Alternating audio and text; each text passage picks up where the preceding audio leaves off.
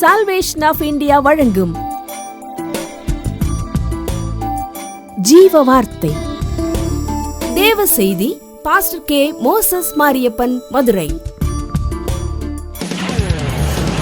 Salvation of India ministry மற்றும் public charitable trust இணைந்து நடத்தும் மாபெரும் கிறிஸ்துமஸ் பெருவிழா மற்றும் ஏழை எளிய மக்களுக்கான நலத்திட்ட உதவிகள் வழங்கும் விழா 21/12/2025 ஞாயிற்றுக்கிழமையன்று மாலை 4 மணிக்கு மதுரை புதுச்சூரங்குடி நாடார் உறவின் முறை மாளிகையில் நடைபெறுகிறது.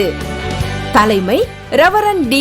தேவ இரக்கம் அவர்கள், ராஜம்பாடி, மதுரை. வரவேற்பு மற்றும் தேவ செய்தி உங்கள் சகோதரர் பாஸ்டர் கே. மோசஸ் மாரியப்பன் அவர்கள்.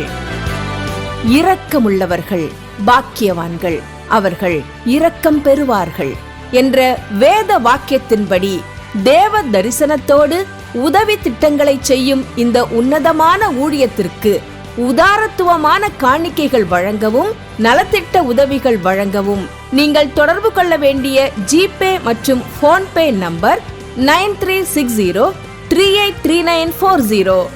சபை பாகுபாடின்றி அனைவரையும் அன்புடன் அழைக்கிறோம்.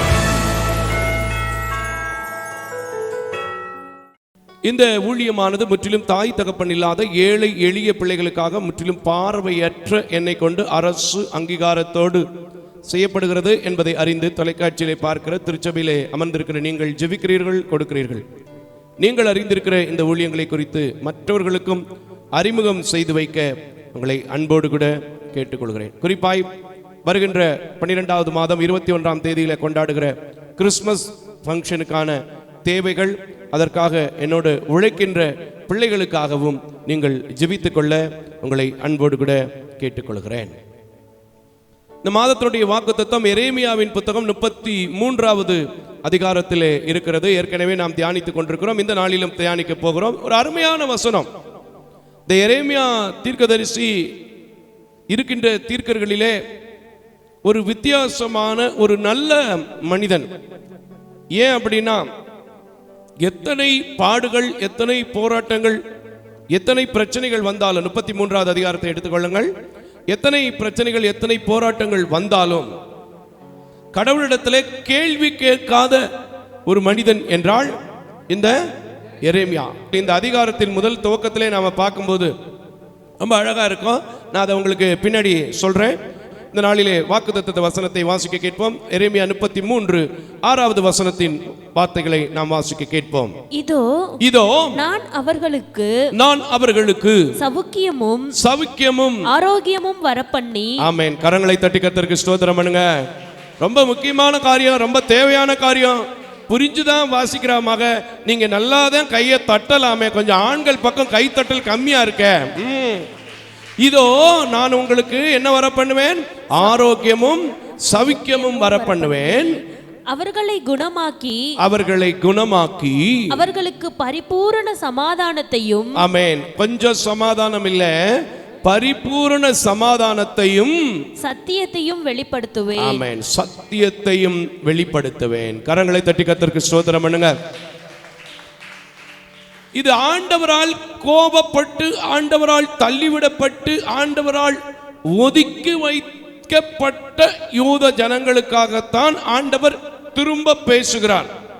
அப்ப நான் எப்படி எடுத்துக்கிறேன்னா, இந்த மாதம் வரைக்கும் நீங்க ஒதுக்கி வைக்கப்பட்டவர்களாக, அவருடைய உக்கிர கோபத்துக்குள் வழிநடத்தப்பட்டவர்களாக, அவருடைய உக்கிர கோபத்துக்குள்ள சின்ன சின்ன பலகீனங்களை அடைந்தவராக இருந்தாலும் நம்முடைய ஆண்டவர் நமக்கே 70 முறை மன்னிக்க வேண்டும் என்பதை கற்றுக் கொடுத்திருக்கிறபடினால் அவர் சொல்கிறார், இதோ நான் அவர்களுக்கு சவுக்கியத்தையும் ஆரோக்கியத்தையும் தந்து குணப்படுத்துவேன். கரங்களை தட்டி கர்த்தருக்கு ஸ்தோத்திரம் பண்ணுங்க. அது மட்டும் இல்ல, உங்களுக்கு கொஞ்ச நஞ்ச சமாதானம் இல்ல, பரிபூரணமான சமாதானம் உங்க வீட்டுக்குள்ள கடந்து வரப்போகுது. எத்தனை பேர் இதை விசுவாசிக்கிறீங்க? நல்லா கையை தட்டி ஆண்டவருக்கு நன்றி சொல்லுங்க.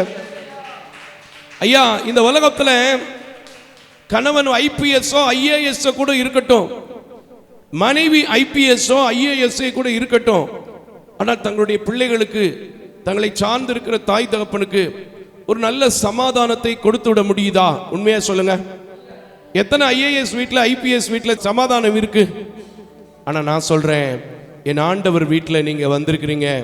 ஆண்டவர் சொல்கிறார், எந்த மனிதனுடைய எந்த பாவத்தையும், இரத்தாம்பான சிகப்பான பாவத்தையும் நான் மன்னிக்கிறபடினால் இன்றைக்கு சாதாரண சமாதானம் இல்லை, அவருடைய சமாதானத்தை கொஞ்சமாய் அல்ல பரிபூரணமாய் தருவேன். அதுவும் அப்படி தந்தது மட்டும் இல்ல, அப்படி தந்து சத்தியத்தையும் உங்களுக்கு நான் வெளிப்படுத்துவேன் என்று சொல்கிறார். கரங்களை தட்டி கர்த்தருக்கு ஸ்தோத்திரம் பண்ணுங்க.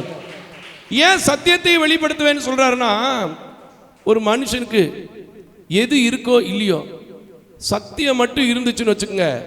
நமக்கு படிச்சிருக்கோம்ல வேதத்துல, சத்தியம் உங்களை சத்தியத்தை நீங்கள் அறிவீர்கள், சத்தியம் உங்களை விடுதலையாக்கும். அப்ப நீங்க விடுதலை பெறணும்னா ஆண்டவர் சமாதானம் கொடுக்கிறது முக்கியம், குணமாக்குறது முக்கியம், அந்த சத்தியத்தையும் வெளிப்படுத்துகிறது ரொம்ப ரொம்ப ரொம்ப ரொம்ப முக்கியமாக இருக்கிறது. கரங்களை தட்டி கர்த்தருக்கு ஸ்தோத்திரம் பண்ணுங்க. அதனால தானே கூட விஸ்வானியில கூட ஒரு அழகான பாட்டு பாடுவாங்க. என்ன பாட்டு? சத்திய வேதத்தை தினம் தியானி, சகல பேர்க்கும் அது அபிமானி. வாயை திறந்து சொன்னாதான் என்ன ஐயா, கொஞ்சம் சொல்லுங்களேன். சத்திய வேதத்தை தினம் தியானி, அது சகல பேருக்கும் அபிமானி. அப்படிப்பட்ட சத்தியத்தையும் இன்றைக்கு வெளிப்படுத்தி கர்த்தர் உங்களை ஆசீர்வதிக்க போகிறார். கரங்களை தட்டி ஒரு அல்லேலூயா சொல்லுமா. இந்த எரேமியாவுடைய பாடுகளை கொஞ்சம் நான் உங்களுக்கு காமிச்சு கொடுத்தா ரொம்ப உதவியா இருக்கும். முதல் வசனத்தை கொஞ்சம் வாசிமா. எரேமியா இன்னும் காவற்சாலையின் முற்றத்திலே அடைக்கப்பட்டிருக்கையில் கர்த்தருடைய வார்த்தை இரண்டாம் தரம் அவனுக்கு உண்டாகி. ஆமென். இரண்டாம் தரம் அவனுக்கு உண்டாகி. சரி, இந்த எரேமியா களவான்ட்டானா? பணத்தை கொள்ளையடிச்சிட்டானா? இல்ல யார் வீட்டில இருந்து எதையாவது எடுத்துக்கிட்டானா? இல்ல. அப்ப ஏன் காவல் அடைக்கப்பட்டிருந்துச்சு? ஏசப்பாவுடைய வார்த்தையை அவர் சொன்னதன்படி யூத ராஜாவாகிய சிதேக்கியாவுக்கு சொன்னதுனால என்ன செஞ்சான்? தூக்கி காவல்ல போட்டான். அந்த கோபத்துல தான் ஆண்டவர் இருந்தார். ஆனாலும் அவர் சொன்ன காரியம் இந்த பூமி அழிப்பதற்கு வரலன்னு சொன்னதுனால திரும்ப சரிபடுத்துகிற விதமாகத்தான் இரண்டாம் முறை இரண்டாம் காவலில் இருந்த உங்களிடத்திலும் என்னிடத்திலும் எத்தனையோ முறை கேட்டிருந்தாலும் இன்னும் ஒரு முறை ஆண்டவர் பேசிக் கொண்டிருக்கிறார். அல்லேலூயா. அதை கூட நீங்க வசனத்தின் அடிப்படையிலே பார்க்கணும்னா முந்தின அதிகாரம் 5வது வசனத்தை மட்டும் கொஞ்சம் வாசிமா. முந்தின அதிகாரம் 5வது வசனத்தை மட்டும் 32:5 கூட வாசிச்சுட்டு திருப்பி இங்கிட்டு வருவோமே, நல்லா இருக்கும். ஏன்னா ஒரு வசனம் கூட போறதுனால தப்பு இல்லை. அவன் சீதேக்கியாவை பாபிலோனுக்கு கொண்டு போவான். நான் அவனை சந்திக்கும் மட்டும் அங்கே அவன் இருப்பான். நீங்கள் கல்தேயரோட யுத்தம் பண்ணினாலும் உங்களுக்கு வாய்ப்பதில்லை என்று கர்த்தர் சொல்லுகிறார் என்றும் நீ தீர்க்க தரிசனம் சொல்ல வேண்டியது என்ன என்று சொல்லி யூதாவின் ராஜாவாகிய சீதேக்கியா அங்கே அவனை அடைத்து வைத்தான். ஆமென். அதான் அங்க போட்டிருக்கு. இப்ப 2வது வசனத்துக்கு வந்துருங்க. சீக்கிரமா, நல்லா இருக்கும். 2ஆம் முறை எரேமியா காவலில் அடைக்கப்பட்ட போது என்ன நடக்குது? இதை செய்கிற கர்த்தருமாய் இதை திடப்படுத்தும்படிக்கு இதை உருவேற்றப்படுகிற கர்த்தருமாய் இருக்கிற யெகோவா என்னும் நாமமுள்ளவர். கரங்களை தட்டி ஒரு அல்லேலூயா சொல்லுங்க. யெகோவா என்னும் நாமமுள்ள கர்த்தர் சொல்லுகிறது என்னவென்றால், என்ன ஆசிமக்களே, என்னை நோக்கி கூப்பிடு, அப்பொழுது நான் உனக்கு அறியாததும் எட்டாததுமான பெரிய காரியங்களை செய்வேன். அந்த பெரிய காரியம்தான் ஆரோக்கியமும் சவிக்கமும் பரிபூரண சுகமும். கைகளை தட்டி கர்த்தருக்கு ஸ்தோத்திரம் பண்ணுங்க. இன்னைக்கு சொல்றேன், இத்தனை மாசம் நடக்கல, இந்த மாசமா நடந்துட போகுது அப்படின்னு கேட்டீங்கன்னா வராது. கோபமா இருந்த மனுஷன், தப்பு பண்ணின மனுஷன் அந்த ஜனங்களையே மன்னிச்சார்னா, அவ்வளவு பெரிய பாவத்தை செய்யாத, அவ்வளவு பெரிய குற்றத்தை செய்யாத என்னை அவர் மன்னித்திருக்கிறபடினால் எனக்கும் சொல்லப்பட்ட வார்த்தையா எடுக்கிறேன், எனக்கு நடக்கும்னு சொல்லி பாருங்களேன், கர்த்தர் நடத்துவார். அல்லேலூயா. அதுல 5வது வசனத்தை கொஞ்சம் வாசிங்க. நான் நாளெல்லாம் நீங்க வீட்ல இருக்கும்போது படிச்சு பாத்துக்கங்க. இந்த நகரத்தின் எல்லா பொல்லாப்பின் நிமித்தமும் நான் என் முகத்தை மறைத்தபடியினாலே நான் சொன்னல மறைக்கிறாருங்கிறது நம்ம புரிஞ்சுக்கணும். அதனாலதான் இந்த வசனம், மறைத்தபடியினால் என் கோபத்தின் உக்கிரத்திலும் வெட்டுண்ட மனுஷ பிரேதங்களினாலே அவைகளை நான் நிரப்பும்படியாகவே அவர்கள் கல்தேயரோடு யுத்தம் பண்ண போனார்கள். ஆமென். அவர் சொன்ன வார்த்தை உறுதிப்படும் பொருட்டே அந்த கல்தேயர்கள் உறுதிப்படணும், சண்டை போடணுங்கிற வார்த்தை நிறைவேறணும் பொருட்டே அப்படி நடந்துச்சு. ஆனாலும் அவர்களுக்கு அப்படின்னு ஆரம்பிக்குது. அப்படித்தானமா? ஆமென். கரங்களை தட்டி கர்த்தருக்கு ஸ்தோத்திரம் பண்ணுங்க. அப்படி சண்டை போடுறதுக்கு அனுமதித்தாலும், அப்படி வெட்டி பணங்கள் நிறைகிறதுக்கு அனுமதித்தாலும், அந்த கோத்திரத்தை திரும்ப கட்டி ஆரோக்கியம் வர பண்ணுவேன் என்று சொன்ன கர்த்தர், சவிக்கம் வர பண்ணுவேன் என்று சொன்ன கர்த்தர், குணமாக்குவேன் என்று சொன்ன கர்த்தர் இந்த ஆலயத்தில் உட்கார்ந்து விழுந்து போன என் குடும்பத்திற்காகவும், விழுந்து போன என் பிள்ளைகளின் வாழ்க்கைக்காகவும், விழுந்து போன என் தொழிலுக்காகவும் என் ஆண்டவர் பேசி இருக்கிறார். இன்றைக்கு என் குடும்பத்தில் நான் இந்த சத்தியத்தை அறிந்திருக்கிறபடினால், அவர் சத்தியத்தை அறிவீர்கள், சத்தியம் உங்களை விடுதலையாக்கும் என்பதை அறிந்திருக்கிறபடினால், அந்த சத்தியம் சகல காரியத்திற்குள்ளும் என்னை நடத்தும் என்பதை அறிந்திருக்கிறபடியினால் எனக்கு என்ன வரப்போகுது? பரிபூரண சமாதானம் வரப்போகுது. அல்லேலூயா. இன்னைக்கு இதை யார் நம்புறீங்களோ, யார் விசுவாசிக்கிறீங்களோ, நான் சொல்றேன், அன்றைக்கு எப்படி அந்த ஜனங்களை மறுபடியும் எழுப்பினாரோ, மறுபடியும் கட்டினாரோ, மறுபடியும் தூக்கி எடுத்தாரோ, மறுபடியும் நினைவு கூர்ந்தாரோ, மறுபடியும் மன்னித்தாரோ, மறுபடியும் வாழ வைத்தாரோ, அதே தேவன் இந்த மோசஸ் மாரியப்பனை மறுபடி மறுபடி மறுபடி எத்தனை பலகீனங்கள், எத்தனை சுகவீனங்கள், எத்தனை தேவைகள், எத்தனை தடுமாற்றங்கள், எத்தனை ஏமாற்றங்கள், எத்தனை போராட்டங்களை சந்தித்தாலும் நிற்க வைத்திருக்கிறாரோ, இன்றைக்கு அதே தேவன் உங்கள் வியாதிகள் மட்டுமல்ல, உங்கள் குடும்பத்தில் இருக்கிற எல்லா குழப்பத்தின் ஆவிகளிலிருந்தும் உங்களை குணமாக்க வல்லமையுள்ளவராக இருக்க போகிறார். அது இந்த 11வது மாதத்தில் நிச்சயமாக நடந்தே தீரும். கரங்களை தட்டி ஆமென். நிச்சயமா நடக்கும், நிச்சயமா நடக்கும். ஏன்னா அவர் தான் அனுமதிச்சாரு, அவர்தான் வார்த்தையை போட்டார். இப்பொழுது அவரே திரும்பவும் சரிப்படுத்துகிற தேவனாக இருக்கிறார். அவரால் முடியுங்க, அவரால் முடியும். ஏன்னா யோபுடைய வாழ்க்கையை நீங்க பார்த்திருக்கிறீங்க. ஒன்றுமில்லாமல் சரிதம் முழுவதும் பிக்கப்பட்டது, குடும்பம் முழுவதும் இழந்து போனது, எல்லாமே நஷ்டமாகிவிட்டது. ஆனால் அவன் சொன்னான் 42:2 அவர் சர்வ வல்லமையின் தேவன், அவர் சகலத்தையும் செய்ய வல்லமையுள்ளவர் என்று சொன்னார். அவன் இழந்து போனதை எல்லாம் சர்வத்தையும் திருப்பி கொடுத்தார் என்றால், இன்றைக்கு என் குடும்பத்தில் அன்றைக்கு யூதாவை போல விழுந்து போய் ஆரோக்கியம் இல்லாமல் இருக்கிறேன், இன்றைக்கு அந்த ஆரோக்கியம் வருவதாக என்று சொல்லுங்கள். அன்றைக்கு யூதாவை போல சமாதானத்தை இழந்திருக்கிறேன், இன்றைக்கு என் தேவன் பரிபூர்ண சமாதானத்தை தருவாராக என்று சொல்லுங்க. அன்றைக்கு சத்தியத்தை கேட்டு ஒரு காதில் வாங்கி மறுகாதில் விட்டவனாய் இருக்கிறேன், இன்றைக்கு சத்தியத்தை வெளிப்படுத்துவதற்கு இந்த உலகத்தை பார்க்க முடியாத, எழுதி வைத்து பேச முடியாத இவரை கொண்டு பேசிக் கொண்டிருக்கிறார். அவர் சகல சத்தியத்தையும் அறிந்திருக்கிறார், அவர் விடுதலையோடு வாழுகிறார். அந்த சத்தியம் என்னை வெளிப்படுத்தப்பட்டிருக்கிறது, அந்த சத்தியத்தினால் நான் பிழைப்பேன். கரங்களை தட்டி கர்த்தருக்கு ஸ்தோத்திரம். நிச்சயமா சொல்றேன், நிச்சயமா சொல்றேன், இன்னைக்கு உங்க வீட்டில், இந்த மாசத்துல உங்க வீட்டில் எந்த நேரத்தில் இதை கேட்குறீங்களோ, உங்க வீட்டில் ஒரு பெரிய காரியங்களை, அறியாத காரியங்களை, தெரியாத காரியங்களை மன்னிக்கிற தேவன், உங்கள் தப்புதங்களை மன்னிக்கிற தேவன், உங்கள் பிராணனை அழிவுக்கு விலைக்கு மீட்டு காட்பேன் என்று 103 சொல்லி இருக்கிறாரே, அந்த தேவன் இன்றைக்கும் ஜீவிக்கிறபடினால், நீ என் மகன், என் பிள்ளை, என் பிள்ளை, என் பிள்ளை என்று உங்களை பார்த்து அவருடைய பிள்ளையாக அழைத்து கொண்டிருக்கிறபடினால், எத்தனை பேர் ஏற்றுக்கொள்கிறீர்களோ அத்தனை பேர்களும் என் பிள்ளைகளாக ஆம்படிக்கு அருள் செய்வேன் என்று சொல்லி இருக்கிறபடினால், காவல் கிடங்கிலே உட்கார்ந்திருந்த அவனோடு பேசின தேவன் இந்த ஆலயத்திலே, தொலைக்காட்சியிலே பார்த்து கொண்டிருக்கிற உங்களிடத்திலே குணமாக்குகிற ஆவியை, குணமாக்குகிற வல்லமையை, சத்தியத்தை கேட்கின்ற நேரத்தில் நீங்கள் விசுவாசித்தால், நீங்கள் ஏற்றுக்கொண்டால், நீங்கள் தேவனை மகிமைப்படுத்தினால், நீங்கள் ஆராதிக்கிற இடத்தில் இருந்து வருவதாக. 7வது வசனத்தை வாசிங்கம்மா, நல்லா இருக்கும் பாருங்க. 7வது வசனத்தை வாசிப்போம். நான் யூதாவின் சிறையிருப்பையும், ஆமென் ஆமென் ஆமென், சமாதானம் கொடுக்கிறது மட்டும் இல்ல, இன்னும் சொல்றாரு, யூதாவின் சிறையிருப்பையும் இஸ்ரவேலின் சிறையிருப்பையும் திருப்பி, ஆமென், இஸ்ரவேலின் சிறையிருப்பையும் திருப்பி முன்னிருந்தது போல அவர்களை கட்டுவித்து, ஆமென் ஆமென். கைகளை தட்டி நல்லா சொல்லுங்க. உங்களுடைய தொழில்ல நீங்க இடுக்கமான வாசல், உங்க குடும்ப வாழ்க்கையில இடுக்கமான வாசல், உங்க ஊழியத்தில் இடுக்கமான வாசல், உங்க சொசைட்டியில நீங்க சிறைப்பட்ட வாழ்க்கை வாழ்ந்து கொண்டிருக்கிறீங்களா? ஒரு நல்ல விசேஷத்துக்கு கூட போக முடியல, நல்ல நினைச்ச பொருளை பிள்ளைகளுக்கு வாங்கி கொடுக்க முடியல.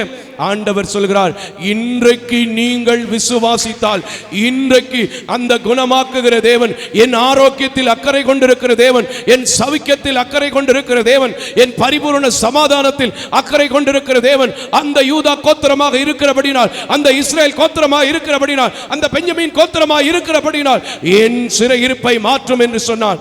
ஓ, இன்றைக்கு ஒவ்வொரு குடும்பங்களும் இதை பார்க்கிற, இதை கேட்டுக் கொண்டிருக்கிற அத்தனை பிள்ளைகளுடைய வாழ்வும் ஓ திரும்ப திரும்ப திரும்ப என் ஆண்டவர் கட்டுகிறதற்கு அழைத்திருக்கிறபடினால், சேர்ப்பதற்கு உங்களை அழைத்திருக்கிறபடினால், உங்களை தூக்கி எடுப்பதற்கு அழைத்திருக்கிறபடினால், உங்கள் குற்றங்களை மன்னித்து கழுவுவதற்கு அவர் ரத்தம் சிந்தி இருக்கிறபடினால், உங்க ஒவ்வொருத்தருடைய குடும்பமும் பழைய நிலையை போல கணவன் மனைவி கையை பிடித்து பிள்ளைகளோடு சமாதானத்தோடு சபைகளுக்குள்ள நிக்க போறீங்க. விசுவாசிக்கிறவங்க என் சிறையிருப்பை மாற்றுவதற்காக பேசிக் கொண்டிருக்கிறார் சொல்லுங்க. உங்க சிறையிருப்பு மாறும். நான் சொல்றேங்க, ஆண்டவர்கிட்ட ஒவ்வொரு நாளும் கேட்பேன், ஆண்டவரே, நான் போன வாரம் ஆராதிச்சது போல, போன வாரம் ஆவியில் நிறைஞ்சது போல, போன வாரம் அபிஷேகத்தில் உங்க கூட பேசினது போல, போன வாரம் பலனோடு நின்னது போல இந்த வாரமும் நிற்க எனக்கு பலன் கொடுங்கன்னு கேட்குறேன். என்னை நடத்துகிற ஆண்டவர், நிச்சயமா சொல்றேன், இதை பார்க்கிற விசுவாசிக்கிற இங்கே அமர்ந்திருக்கிற ஒவ்வொரு குடும்பங்களும் பழைய நிலைமைக்கு ஒரு நல்ல ஒரு நீர்ப்பாய்ச்சல் உள்ள தோட்டத்தை போல, உன் மனைவி உன் பிள்ளைகள் ஒளிவு மரத்து கன்றுகளை போல இருக்கிற நிலைமையை நீங்க பார்க்க போகிறீங்க. உங்கள் இருக்கிற எல்லா சிறையிருப்புகளும் இன்னைக்கு இந்த இடத்துல அர்ப்பணிக்கும் போது, என்னை மாற்றக்கூடும் என்று நம்பும் போது, விசுவாசித்து வந்திருக்கிற உங்க வாழ்க்கையில மாறப்போகுது. ஒருவேளை சொல்லலாம், எனக்கு நோய் தான் பெரிய சிறை, கர்த்தர் மாற்றுவார். என் வீட்டில் குடிக்கிறார் பிரதர், அதான் பிரதர் எனக்கு பெரிய சிறையிருப்பு, ஏன்னா குடிச்சிட்டா என்ன பேசுறாரு எது பேசுறாருன்னு எனக்கு தெரியல. இன்னைக்கு சொல்லுங்க, நானும் அந்த யூதா கோத்திரம், கர்த்தர் என்னையும் மாற்றுவார். நானும் அந்த இஸ்ரவேல் கோத்திரம், கர்த்தர் என்னையும் ஆசீர்வதிப்பார். அல்லேலூயா. முன்பு இருந்தது போல செய்வேன். அவர்கள் எனக்கு விரோதமாய் குற்றம் செய்த அவர்களுடைய எல்லா அக்கிரமங்களுக்கும் அவர்களை நீங்களாக்கி சுத்திகரித்து, ஆமென். கைகளை தட்டி இன்னைக்கு கூட உங்களை சுத்திகரிக்க விரும்புகிறார். கர்த்தருக்கு காத்திருக்கிற நீங்கள் வெட்கப்பட்டு போவதில்லை. ஆமென் சொல்றவங்க மட்டும், என்னை கூட அவர் சுத்திகரிப்பதற்காகவே, என்னை கூட அவர் ஆசீர்வதிப்பதற்காகவே, என்னை கூட புதிய வழிகளிலே நடத்துவதற்காகவே அழைத்து வந்திருக்கிறார் சொல்லுங்க. இன்றைக்கு அந்த சுத்திகரிப்பின் ஆவி உங்கள் பிள்ளைகளின் மேல், உங்கள் குடும்பத்தின் மேல், உங்க பிசினஸின் மேல், உங்க குடிவரியின் ஆவியின் மேல், வேசித்தனத்தின் ஆவியின் மேல், விபச்சாரத்தின் ஆவியின் மேல், காமவிகாரத்தின் ஆவியின் மேல், தற்கொலையின் ஆவிகளின் மேல், வேண்டாத சிந்தனையை கொண்டு வருகிற ஆவியின் மேல், அவருக்கு துரோகம் பண்ணுகிற, அவரை குறித்து தவறாய் பேசுகிற, கர்த்தர் வார்த்தைகளுக்கு மீறி நடக்கிற எல்லா அனுபவங்களில் இருந்து உங்களை மாற்றுவாராக. விசுவாசிக்கிறவங்க ஆமென். வாசிமா. அவர்கள் எனக்கு விரோதமாய் குற்றம் செய்து எனக்கு விரோதமாய் துரோகம் பண்ணின அவர்களுடைய எல்லா அக்கிரமங்களையும் மன்னிப்பேன். இன்னைக்கு சொல்றேன், எனக்கு மன்னிப்பு கிடைச்சிச்சுன்னு சொல்ற எல்லா பிள்ளைகள் வாழ்க்கையிலும் அவர் மன்னிக்கிறவராக, மறு உத்தரவு கொடுக்கிறவராக இன்னைக்கு பேசிட்டு இருக்கிறார். விசுவாசிச்சீங்கன்னா புரிஞ்சா ஆமென் சொல்லுங்க. கைகளை தட்டி அல்லேலூயா. மன்னிப்பாராக.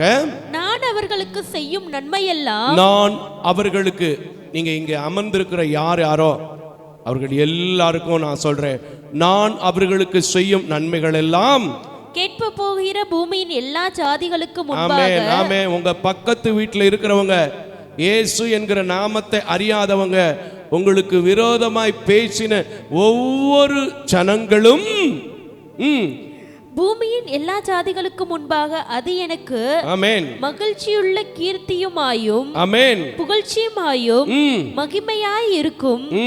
உங்கள் மூலமா நீங்க பெற்றுக்கொண்ட அதிசயத்தின் மூலமா, நீங்க பெற்றிருக்கிற அடையாளத்தின் மூலமா, நீங்க பெற்றிருக்கிற ஆரோக்கியத்தின் மூலமாய், நீங்கள் பெற்றிருக்கிற சௌக்கியத்தின் மூலமா புறஜாதிகள் கூட உள்ள வரப்போறாங்க. அதை பார்த்து கர்த்தர் புகழ்ச்சி அடைய போகிறார். விசுவாசிக்கிறவங்க, இதுக்கு நான் என்னை அர்ப்பணிக்கிறேன், என்னை குணமாக்கினதை மற்றவர்களுக்கு சொல்லுவேன், காணும்படியான அற்புதங்களும் அதிசயங்களும் என் குடும்பத்தில் நடக்கும். ஏனென்றால் அவர் கொடுத்த வாக்கு இதுவரைக்கும் பொய்யா போனதில்லை. இந்த மாசத்திலும், இந்த நேரத்திலும், இந்த வாரத்திலும் பொய்யாய் போவது இல்லை. அல்லேலூயா.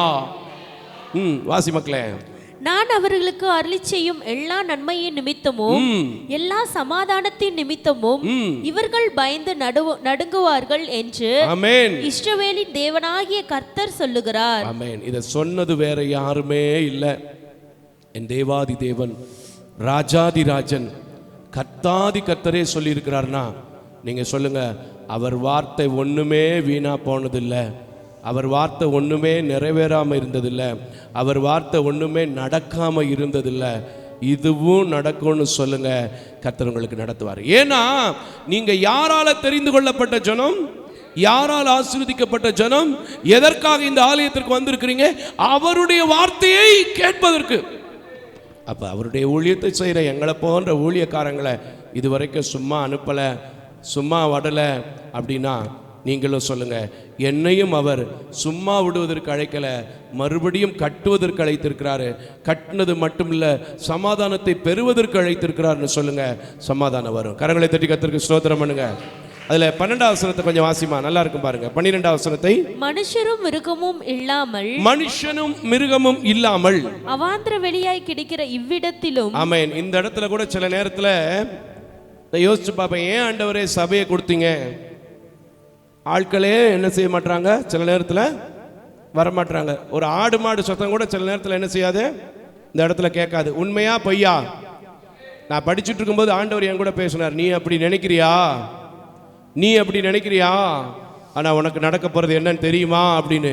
இப்பவும் சொல்கிறேன், ஒருவேளை என் கணவன் இந்த இடத்துல போய் எனக்கு வீட்டை கட்டி விட்டார் ஐயா, என் மனைவி இந்த இடத்துல போய் எனக்கு இடத்த வாங்கி விட்டாள் ஐயா, என் மாமனார் எனக்கு இந்த சொத்தை போய் கொடுத்து விட்டார் ஐயா, கர்த்தர் இன்றைக்கு என்ன செய்யறாரு வாசிமா? இதற்கடுத்த பட்டணங்களிலும் ஆட்டு மந்தையை மேய்த்து மடக்குகிற மேய்ப்பர்களின் தாபரங்கள் உண்டாயிருக்கும் என்று சேனைகளின் கர்த்தர் சொல்லுகிறார். ஆமென். பாத்துங்க, பெரிய ஒரு ஆட்டு மந்தையின் தாவரம், ஒரு குளுமையான குளிர்ச்சியான சூழ்நிலை, எப்பவும் கயன்னு சத்தம் கேட்கிற ஒரு அனுபவம். நீ எந்த இடத்துல வெறுமையா இருக்கு, எந்த இடம் அமைதியா இருக்கு, எந்த இடத்துல மிருகம் இல்ல மனுஷன் இல்ல நினைக்கிறீங்களோ அந்த இடத்துல உருவேற்றி வைக்கிற கர்த்தர், பெரிய காரியங்களை செய்கிற கர்த்தர், குணமாக்குகிற வல்லமையுள்ள கர்த்தர், அவருடைய வார்த்தை என்று விசுவாசிக்கிற அத்தனை பிள்ளைகளுக்கும் இப்பொழுதே செய்வாராக. கரங்களை தட்டி கர்த்தருக்கு ஸ்தோத்திரம். வாசிங்க. மலைதேசமான பட்டணங்களிலும், ஆமென், மலைதேசமான பட்டணங்களிலும், பள்ளத்தாக்குகளான பட்டணங்களிலும், தென்திசை பட்டணங்களிலும், பெஞ்சமின் நாட்டிலும், எருசலேமின் சுற்றுப்புறங்களிலும், யூதாவின் பட்டணங்களிலும் ஆட்டு மந்தைகள் தங்களை தொகையிடுகிறவனுடைய கைக்குள்ளாக கடந்து வரும் என்று கர்த்தர் சொல்லுகிறார். இந்த இடத்துல நடக்க போகுது. கையை தட்டி ஆமென்.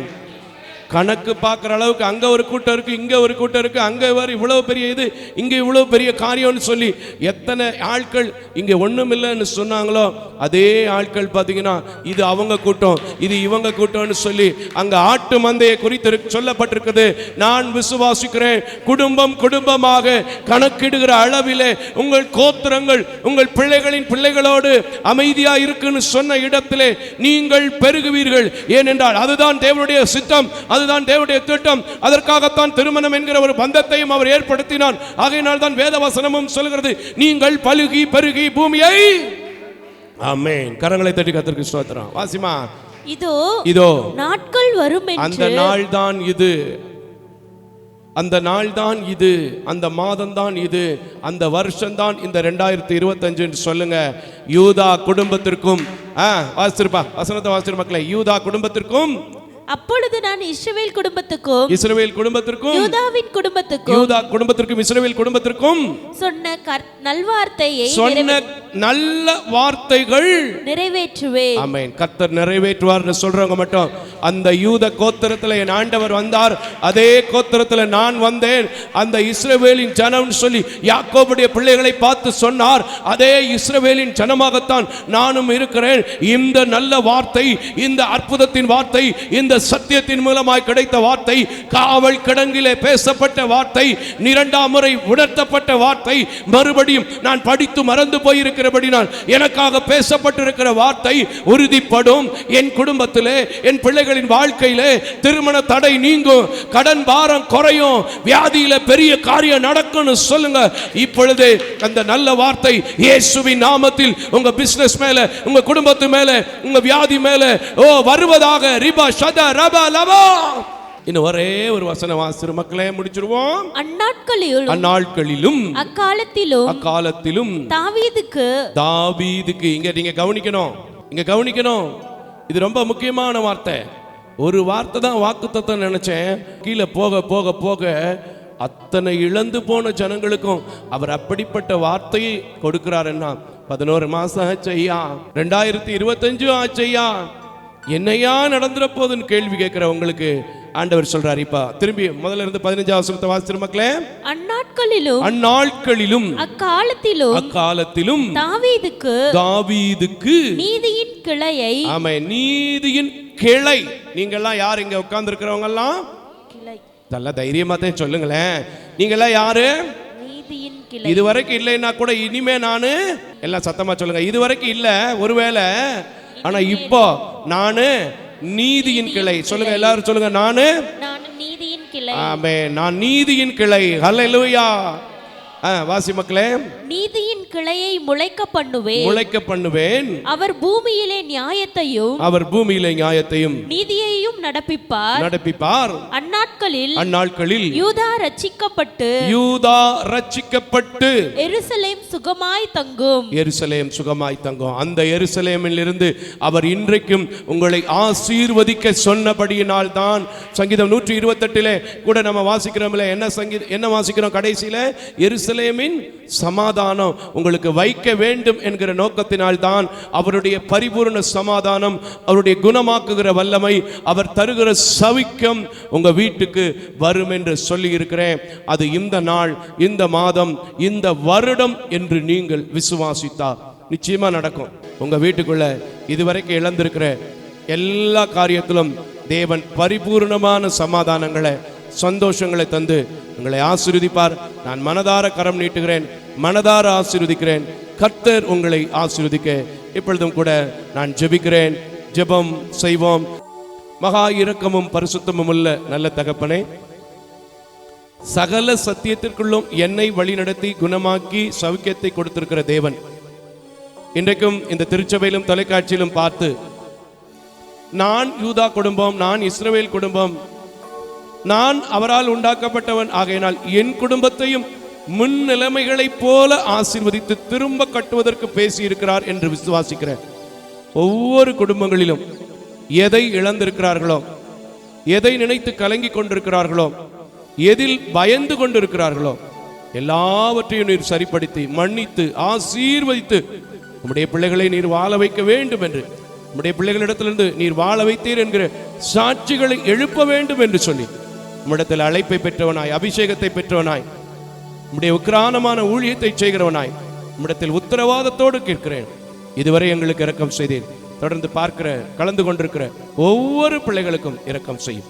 எம்மட்டும் நடத்தினீர், தொடர்ந்து நடத்தும், தாங்கும், ஏந்தும், தப்புவியும். இயேசுவின் நாமத்தில் ஜெபிக்கிறேன் நல்ல பிதாவே. ஆமேன், ஆமேன்.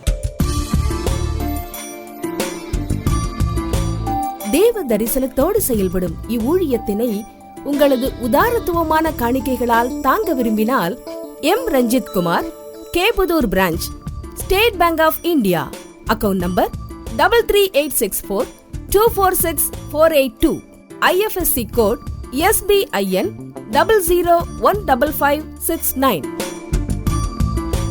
உங்களது 24 மணி நேர ஜெப தொடர்புக்கு pastor K Moses Mariappan, 2/26 SP Natham அஞ்சல், திருமங்கலம் தாலுகா, மதுரை மாவட்டம் 625706.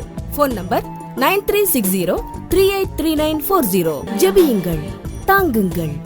தேவன் தாமே உங்களை நிறைவாய் ஆசீர்வதிப்பாராக.